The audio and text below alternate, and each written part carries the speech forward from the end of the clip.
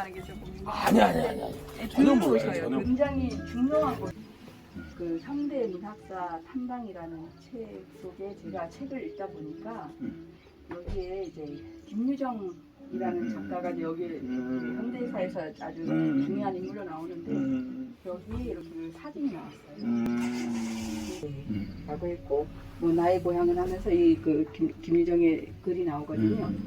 이 사진이 어디냐? 계속 나오고 있는 수아리꼴이라는 곳이거든요. 김유정 소설이 그 수아리꼴이라는 명칭이 여러 번 나오는데 그게 여기 옆에 있는 개울이에요. 이 책방 자리예요. 이 책방 집소예요. 옛날에 이제 70년대. 그런데 좀 풍경이 다른 거는 이게 이제 80년대 새마을 운동하면서 제방을 여기 싹. 그러니까 또 계곡이 깊어졌죠. 그 예전에 이게 범람에서 굉장히 넓었거든요.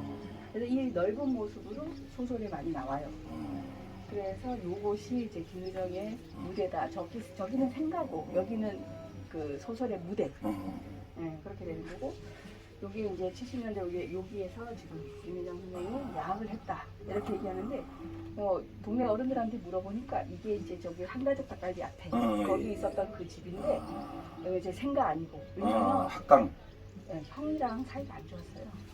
그래서 형네 집에 주로 있지 않고 이제 여기서 이제 그 야학을 하고 요게 이제 삼칸 초가집인데 이 동네가 보통 이 삼칸 초가집이었대요. 그래서 소설을 보려면 그 삼칸 초가집 중에서도 비교적 번듯한 집이죠. 이거보다 이 지붕이 땅에 닿을 정도로 그런 집들이 이제 소설 속에 등장해요. 김유정 문학을 제대로 이해하려면 이 골짜기, 요곳의 지형을 생각하면서 이 동네에 이런 집들이 한 30여 호가 있었는데 그 사람들의 얘기. 그래서 그 이미지를 갖고 가라고 제가 인쇄를 좀 해놨습니다. 저기 김유정 문학의 명작의 무대가 되냐면 그 김유정이 33편의 단편을 써요. 소설을. 그 중에서 12편이 농촌 소설이에요. 그래서 이 농촌 소설이 저기 명작에 속하죠. 12편의 농촌 소설 중에 12편 중에 7편에 이 마을에 명칭이 나와요. 정확하게 누구네 집, 정확하게 뭐 수아리꼴 끝에, 뭐 수아리꼴 시작하는데 이런 식으로 명칭이 정확하게 7군데 나와요. 그러니까 여기가 그냥 완전히 무대죠. 그렇죠. 그래서 요 골짜기를 놓치면 안 된다 이런 생각을 좀 해요. 그래서 여기가 김유정 문학촌이잖아요. 그럼 김유정 문학촌을 저기 안에만 촌이라고 하는데 사람들이 그러니까 실제 여기가 다 무대가 됐기 때문에 여기를 문학촌 또는 문학마을의 분위기를 잡으려면 실제 요 골짜기를 따라서 이렇게 조성을 하면 되는 거예요. 팻말도 제대로 지금 만들어진 게 없거든요. 물론 이제 초기에 우리 그 문학촌이 만들어질 때 뭐 무슨 길, 뭐 한순길, 뭐 떡갈나무길 이렇게 만들어 놓은 건 있는데 그게 문학하고 약간 미스매치 되는 것도 있고 그쪽으로 그래서 요게 이제 문학 골짜기로 이렇게 만들 필요가 있다. 이제 이런 저는 이제 뜻을 갖고 그걸 좀 알리고 싶어서 그 요 두 분한테 같이 이제 작당을 한 거죠. 이광 선생님은 워낙 유명한 분이니까 뭐 이분은 우리 춘천에 내려온 것이 이분도 엄청 그 영광이에요. 이분이 이제 춘천이 고향이라고 내려오셨는데 한국 시사만화가협회 회장이시거든요. 대가인데도 이렇게 소소한 거 우리 응원하느라고 해주신 거고 이분은 이제 지금 우리 춘천의 캐릭터를 개발하고 싶어가지고 노력하기 때문에 제가 춘천의 캐릭터를 잡으려면 김유정 소설에서 잡아야지. 그러니까 김유정 소설에서 어떻게 잡나요? 이 얘기에서 출발한 거예요. 그러면 내가 도와줄 테니 같이 한번 해보자. 그래서 이제 이분이 이제 캐릭터 연구하면서 이제 인형을 만들고 이분이 이제 도와주신 거죠. 그래서 이렇게 콜라보가 된 거예요. 저 말과 글에는 그것이 있다는 거 알죠? 말과 글에는 현금이 동반된다. 현금. 아니에요, 정말이에요. 네, 김유정의 글 10장면이거든요. 그래서 10장면이 도대체 뭐냐면 여기 한 장면이에요. 봄봄이라는 소설을 보면 그 전날 왜 내가 쇠고개에 맞은 봉우리 화전밭을 혼자 갈고 있지 않았느냐. 저 쇠고개 있거든요. 그 쇠고개 앞에 화전밭을 갖고 시작해요. 그러니까 이렇게 지명이 딱 나오는 거예요. 지명이 딱 나오는 거예요. 그래서 요 장면 그래서 지금 이제 봄이니까 내가 원래 몸살을 아직은 모르는 병인데 몸살이 나려고 그래. 봄이 된 거야. 그래서 막 화가 나서 이 소한테 아냐 이 망할 자식에서 왜냐 장인님의 소니까. 그래서 그랬는데 실은 점심을 이고 온 점순이 키를 보고 더 화가 났던 거다. 이게 왜 키가 안 커가지고 내 이 장가를 못 가냐. 키가 크면 장가를 간다는데. 이제 이런 장면을 요거를 이렇게 그리고 우리 인형 작가님은 나와 이제 나는 이제 일꾼 그 대리사이잖아요. 점순이를 이렇게 표현했어요. 점순이를 이렇게 표현한 거는 요게 이제 우리 춘천시에서 캐릭터가 되면 좋겠다 이런 얘기죠. 왜 이렇게 되냐면 요 점순이를 묘사하는 글이 이렇게 나와요. 점순이는 내가 뭐 예쁘다 이거예요. 강차면처럼 예쁘다 이렇게 얘기했고 얘는 새침해요. 새침해요. 덜렁거려. 그리고 막 넘어지기도 잘해. 그래서 나를 모래밥을 잘 먹여. 그리고 그러니까 여자는 굉장히 적극적이고 선출한 미인이고 성격이 발괄하고 이런 여자죠. 그렇죠. 그러니까 요 점순이하고는 캐릭터가 전혀 다른 여성이에요. 둘 다 이름이 점순이지만. 그래서 이제 보통 사람들은 이 점순이가 헷갈리거든요. 아, 여기 점순이가 나오는데 이게 한 명인 줄 아는데 다른 점순이에요. 집안도 달라요. 그렇지. 얘네 아버지는 고약하기를 이를 데 없는 구두쇠 김봉필 영감이에요. 그런데 얘네 아버지는 이 동네에 내가 이 동네에 온 지 3년이 됐는데 그동안에 정말 아무것도 없이 왔는데 물심양면으로 도와줘요. 없는 거를 주기도 하고 빌려주기도 하면서 이 마을을 이렇게 정착하게끔 잘 도와주는 그런 아버지로 나오거든요. 그러니까 똑같이 마름이어도 이 동백꽃의 집안과 이 봄봄의 집안은 전혀 다른 집안이다. 다른 인물이다. 이런 거를 좀 이라는 걸 가지고 우리 작가님은 이제 이분은 이제 시사 만화 가셔서 매일매일 하루도 빠지지 않고 매일매일 요만한 왜 사단 만화 있잖아요. 이 신문 봤을 때 왼쪽에 있었던 거 그거 그리시는 분이거든요. 그러니까 이분이 실제로 이렇게 큰 그림을 처음 그렸대요. 그러니까 이분도 이것 때문에 사실은 고생을 하셨지. 물론 이렇게 뭐 일러스트로 큰 건 했지만 단일 그림으로는 이런 그림을 이렇게 크게는 이게 10호거든요. 그래서 그려본 것도 처음이다 이렇게 얘기를 하는데 그래서 이제 이런 식으로 표현을 했는데 요거는 4단으로 아예 이제 나눠서 스토리를 짜주셨어요. 근데 이게 뭐냐면 이 복만이에요. 이 복만이가 제 아내를 제 손으로 파는 거예요. 근데 왜 아내를 팔았냐면 가을을 하여도 이 가을을 한다는 게 추수를 한다는 얘기예요. 추수를 하여도 나는 뭔가 2말 정도 남았는데 이 복만이는 빚을 못 갚았어. 추수를 하였는데도 빚을 못 갚으니 방법이 없잖아요. 고민하다가 이 사람이 자기 아내를 팔기로 하죠. 저 강 건너 산 밑에 그 물 건너 산 밑이니까 아마 사막산 아래 아마 저 덕두원 정도에 있는 소장사가 있었어요. 소장사가 이제 이 아내를 사고 싶어 해. 그거를 중개해 준 게 누구냐면 술집. 그 제순례가 소개를 해서 지금 주막에 와 있다 했어요. 근데 이 제순례 그 술집이 어디냐면 지금 저 큰 집 그 삼계탕 있잖아요. 거기 뒤에 완전히 쓰러져 가요. 지금 쓰러져서 완전히가 폭삭 무너진 상태거든요. 그래서 그거를 좀 어떻게 했으면 좋겠다. 그러니까 그게 우리 김일성 문학에서 제일 중요한 문화유산이에요. 근데 지금 완전히 폭삭 무너져가지고 지금 뭐 거의 이제 폐가가 된 게 있어요. 그게 제순례 술집이에요. 이 제순례 술집이 여기만 나오는 게 아니라 저 소시라는 다른 소설에도 또 한 번 나와요. 그래서 2군데에 정확하게 나오는 집이에요. 그리고 실제로 김유정이 거기에서 막걸리 맨날 마시고 이랬던 곳이거든요. 근데 그런 거를 문화유산으로 놓치고 있는 게 난 너무 아까워. 여하튼 그 제순례 술집이 소개를 해서 내가 이제 주막에 가서 한 게 뭐냐면 이게 이제 소장사거든. 우리 장사하시니까 사업을 하시니까 사업가들은 뭔가 분명한 걸 좋아해요. 그렇죠? 대충 하면 안 되잖아요. 그래서 이 소장사제 그 한거풍이가 나는 꼭 기약서를 써야 된다. 계약서를 써야 된다. 근데 이 동네를 통틀어서 글씨를 아는 게 나밖에 없어. 그래서 이 제순례가 나를 불러가지고 이 기약서를 써달라고 대신. 그래서 이 기약서를 써주는 거잖아요. 일금 50원에 내가 마누라를 넘기노라. 그래서 이제 그걸로 끝나. 이 이 소장사 황거풍이가 막 씩씩거리면서 온 거야. 내 멱살을 잡고 내 마누라 내놔라 이거야. 아니 내가 어떻게 아냐.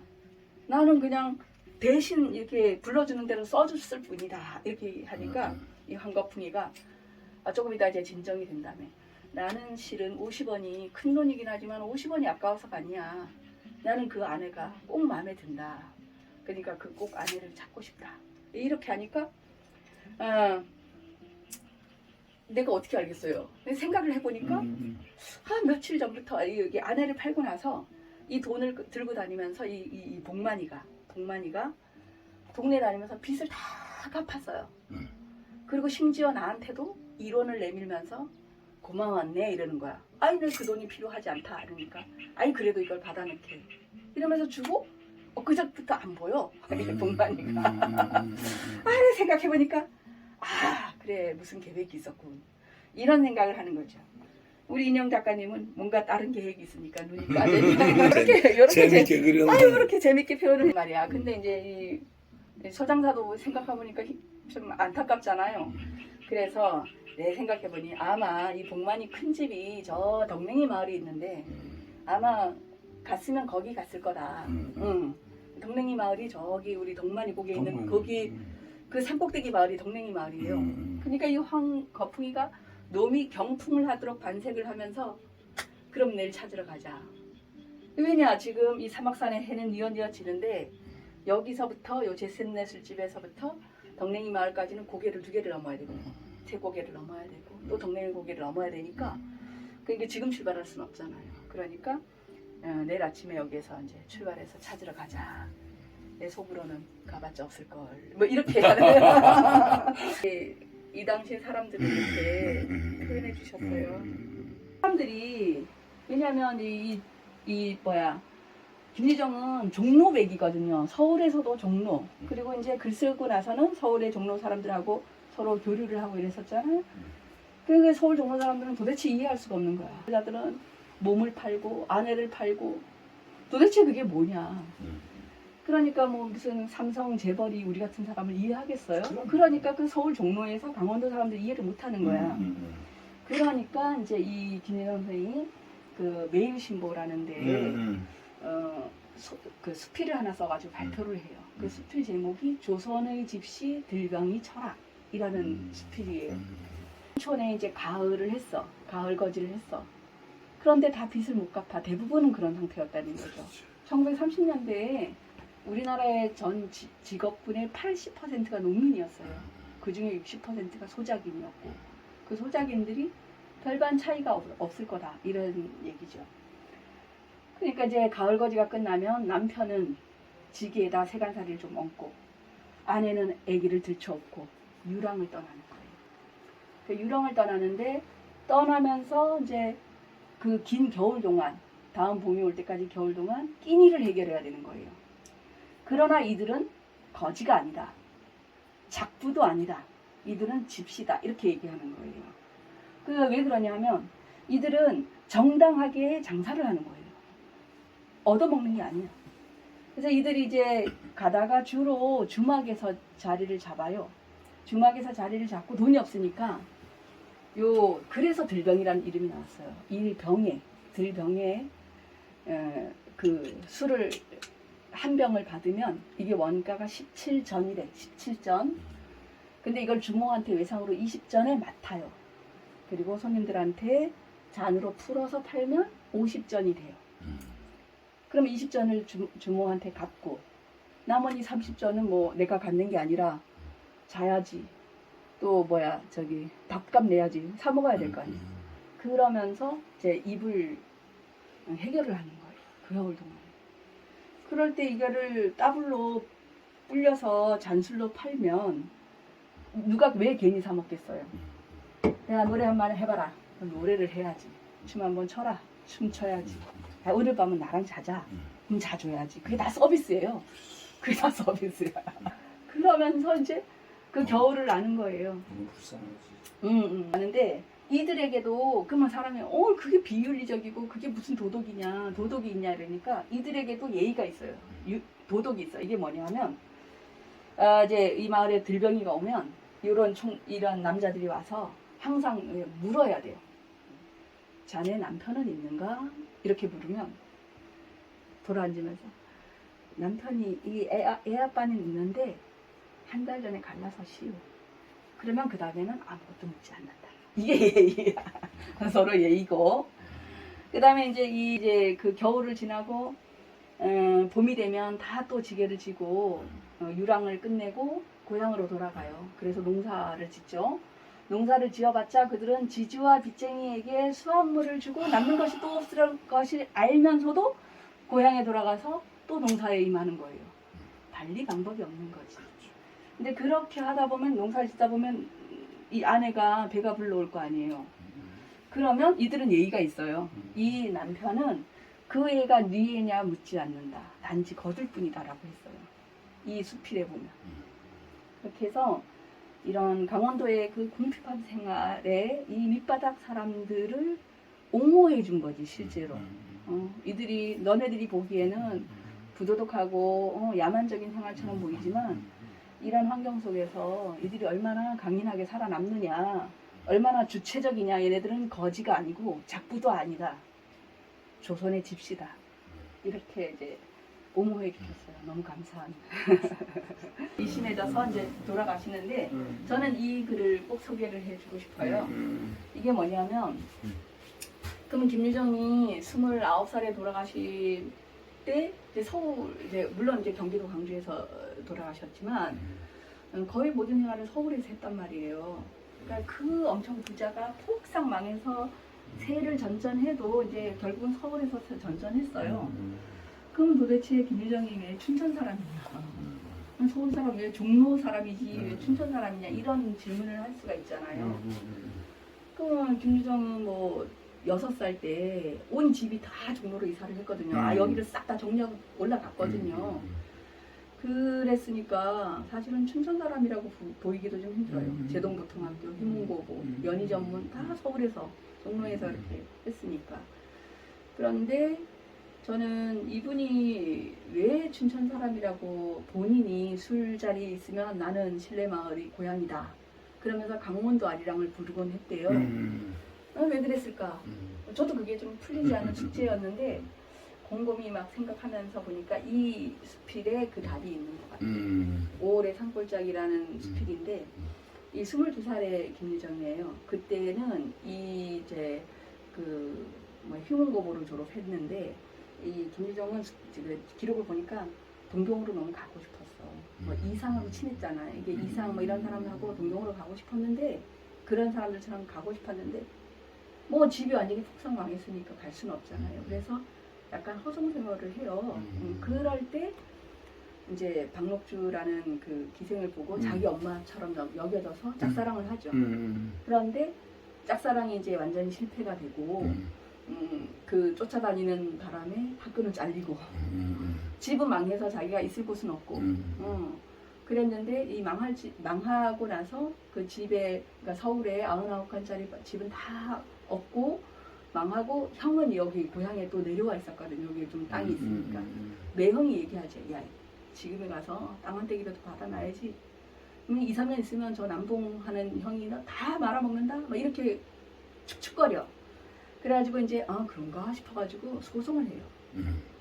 형제간에 소송을 하는데 생각해보니 또 그건 아닌 것 같아서 소송을 취하하긴 했어요. 그리고 이제 자기 형을 만나러 내려와요. 그 내려왔더니 형이 그 집이 망하면서도 그래도 동생을 다 공부시켰는데 형이 그 소송 때문에 빈정이 상해. 그래서 아이고 서울도령님 오셨나? 이거 어떻게 이렇게 시골까지 이렇게 납치셨나? 뭐 이러면서 이제 빈정거려. 그러니까 이제 형하고도 사실은 사이가 이제 잘 회복이 이게 안 좋은 그런 때죠. 이게 와서 막 아까 그런 옆집에 뭐 들병이에 이렇게 어울리면서 이제 방랑 생활을 하시거든요. 그랬는데 이제 5월이 됐어. 5월에 가을 일을 하는 거를 보고 이제 이 수필을 쓰셨어요. 혹시 우리 의원님 가을 일이 뭔지 아세요? 관리? 갈을 거꾸로 가는 일. 갈을 거꾸로 간다. 여기. 갈립? 갓갈나무 이런 참나무 잎이 갈립이라고 그래. 그 갈잎이라 해요. 그 갈잎을 꺾는 거예요. 그 갈잎이 5월이 되면 제가 5월에 가서 또 산에 가서 봤잖아요. 갈잎이 손바닥보다 더 커. 맞아요. 그리고 야들야들해요. 근데 그걸 꺾으러 가는 거예요. 그걸 꺾어다 뭐예요? 그걸 왜 꺾느냐? 그러니까 지금 이제 이게 비료를 뿌려야 되잖아요. 30년 되면 무슨 비료가 없죠. 네. 똥걸음을 해야 되는데 똥이 어디 있어요? 똥은 부잣집에나 소돼지를 기르니까 부잣집에는 똥이 있지만 가난한 서민들은 똥이 없어요. 그러니까 걸음을 해야지 수확이 늘어나는데 그 걸음을 하는 게 이제 산에 올라가서 그 갈잎을 꺾어다가 넣는 거예요. 그래서 실제로 그게 엄청 오래돼요. 산에 가서 낫으로 갈을 베다가 지게 지고 내려와서 논에 뿌려. 그리고 밟아. 그게 뭐 고무장화가 있겠어요? 맨발로 그걸 밟는 거예요. 너무너무 고된 일이죠. 그래서 이 일은 혼자서 할 수 있는 게 아니라 이렇게 품앗이로. 그래서 그 한 번 산에 갔다 오고 나면 허기져가지고 뭔가를 분들은 하루에 8끼를 먹는다라고 했어요. 아침 점심뿐만 아니라 겨누리 먹고 막걸리 먹고 뭐 쑥개떡이라도 먹고 이렇게 뭘 먹어야지 힘을 내서 이 일을 하니까. 그런데 이 갈꾼들은 흔히 멍석을 펴고 쭉 돌로 앉아서 술이고 밥이고 한패 즐긴다. 약간 쉬면서 이제 먹는 거예요. 그런데 그 앞에 누가 지나가면 먹을 게 없잖아. 5월달에 무슨 먹을 게 있겠어요. 보릿고기에. 그런데도 불러서 여보게 이리와 한잔하게 밥 한 술 뜨고 가요. 이렇게 불러서 같이 음식을 나누는 것이 그들의 예의다. 나도 고향에 있을 때 갈꾼에게 여러 번 얻어먹었다. 이렇게 막걸리 맛도 좋지만 웅계중계 모이어 한 가족처럼 주고받는 그 귀여운 단란이 너무 좋다. 뭐 이런 얘기를 썼어요. 그리고 이제 데모를 많이 했대요. 그래서 이것도 김유정 선생이고, 그래서 이렇게 풀밭에 이렇게 벌렁 누우면 아주 뭐 풀밭이 그대로 녹색 침대가 되면서 풍경이 아름답다. 맨 나중에 보면 이 내 고향 마을이 상전벽해의 화를 이런 말로 이제 마무리를 해요. 이 마을이 그대로 있으면 좋겠다 이렇게 생각을 한 거거든요. 그러니까 이제 이 수필을 쓰는 걸 보면 이 김유정이 이 마을에 총 더해서 1년 7개월을 있었어요. 여기 왔다가 또 갔다가 다시 왔다가 하면서 이걸 해보면 1년 7개월이래. 그럼 자기 인생에서 1년 7개월이 딱 이 마을의 그 경험이죠. 근데 그게 그 아까 명작의 무대가 된 거예요. 모든 작품이 나오는 그 기본 소스가 된 거고, 그게 히트를 친 거고, 이렇게 된 거잖아요. 그만큼 강렬하게 진심을 다해서 쓴 거예요. 그러니까 이 사람은 도대체 왜 자기 고향이 신례마을이라고 얘기하고 춘천이라 얘기하고 강원도 아리랑을 부리고 이랬느냐를 생각을 좀 곰곰이 해봤어요. 곰곰이 해보니까 이 사람이 자기 집에 대해서 쓴 수필은 이렇게 써놨거든요. 우리 집은 늘 피와 비명이 흐르는 집이었다. 이렇게 썼어요. 그 엄청난 부자가 알거지가 되는 그 10년 동안 분위기가 아마 그랬겠죠. 그랬는데 이 마을에 왔더니 무지랭이들이 너무 가난하고 너무 아무것도 모르는 이 무지랭이들이 사는 걸 보니까 너무 따뜻한 거예요. 자기도 우리 도련님 와서 같이 한잔하자. 그리고 자기를 엄청 따뜻하게 해준 거죠. 그러니까 실제로 내가 이제 그만 살까, 이게 살아서 뭐 하랴 이런 마음으로 갖고 있던 그 시기에 여기 와서 다시 회복이 된 거예요. 지금으로 치면 아주 엄청나게 힐링을 다시 다 하고, 그리고 다시 힘을 내서 내가 가서 글을 써야 되겠다. 그래서 서울로 올라가서 이제 이 마을 사람 이야기들을 쓴 거죠. 그러니 이 사람이 그때 글 쓰면서 또 행복하게 쓴 게 아니잖아요. 그 다음부터 이제 병하고 싸우면서 쓴 거잖아요. 병 아프고 여전히 가난하고 그러게 힘들 때마다 이 고향의 따뜻함을 기억하면서 견뎌냈던 거죠. 그러니까 뭐 왜 그런 거 있잖아. 나의 이상향 뭐 이런 식으로 나의 고향은 저 신례마을이야 뭐 이런 거를 그 따뜻한 그 온기를 가지고 살았던 게 아닌가 이런 생각이 들고, 요 수필을 쓴 것이 36년 5월이니까 돌아가시기 전해 5월에 썼어요. 근데 그 다음에 3월에 돌아가셨으니 이 마을을 떠난 다음에 다시 와서 그 5월의 정겨운 풍경을 보지 못했죠. 그래서 이분이 내가 나는 고향이 신례마을이다 라고 주장하니 어느 누가 당신은 서울 사람이요 이렇게 얘기를 하면 안 되죠. 안 되죠. 그래서 우리 문학촌이 여기 있는 것은 아주 그는 아주 당연한 일입니다.